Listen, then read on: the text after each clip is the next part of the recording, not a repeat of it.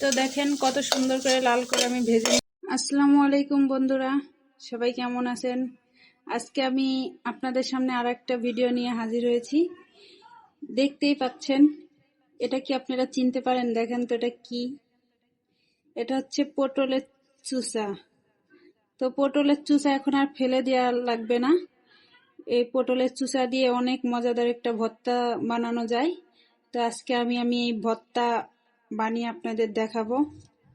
তো চলুন শুরু করা যাক। পটলের চুষাটা আমি তেলের উপরে দিয়ে ভেজে নেব।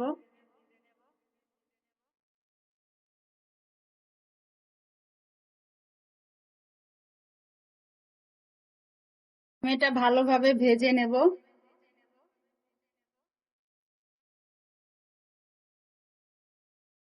কেটে রাখা যে রসুন আর পেঁয়াজ, এটা এখন আমি দিয়ে ভেজে নেব। এটা ভালোভাবে ভেজে আমি পাটায় ভর্তা বানিয়ে আপনাদের দেখাবো। তো আপনারা এখন থেকে আর এই পটলের চুষা ফেলবেন না, আমার মতন এরকম ভর্তা বানিয়ে খেয়ে দেখবেন, অনেক মজা লাগে, খেতে অনেক সুস্বাদু।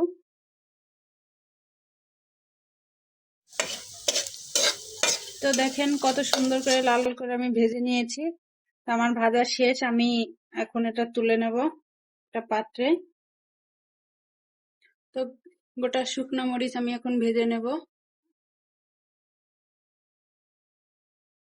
তো মরিচটা আমি ভেজে নামিয়ে রেখেছি, এখন আমি বাটবো, পেটে ভর্তা বানাবো।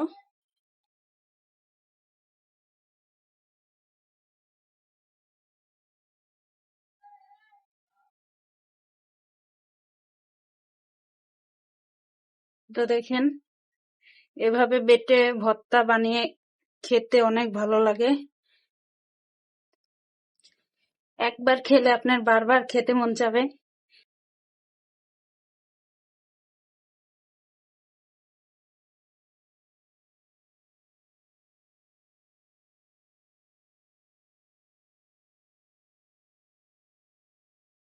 যে রাখা যে মরিচটা, এটা এখন আমি দিয়ে বেটে নেব।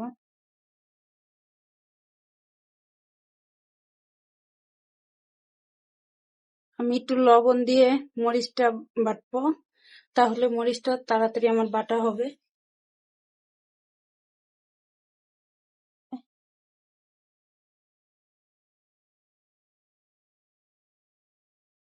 আমার বাটা শেষ, বেটে দেন একটু লবণ দিয়ে ভর্তা বানিয়ে নিচ্ছি, ভালোভাবে মাখিয়ে নিলাম।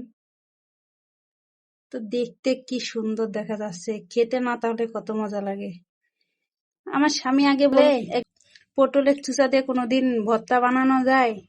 তো আমি বললাম, দেখো আমি বানিয়ে তোমারে খাওয়াই, তো খেয়ে দেখো কেমন লাগে। ও খেয়ে দেখে যে অনেক স্বাদ, অনেক মজা লাগে। তো আমারে বারবার ভিডিওটি বলে, দেখে যদি আপনাদের তুমি ভালো লাগে পটলের তো চুষা লাইক আর কমেন্ট ফেলো না, সাবস্ক্রাইব আমারে করতে ভর্তা বানাই ভুলবেন বানাই না। দিও। সবাই ভালো থাকবেন। আল্লাহ হাফেজ।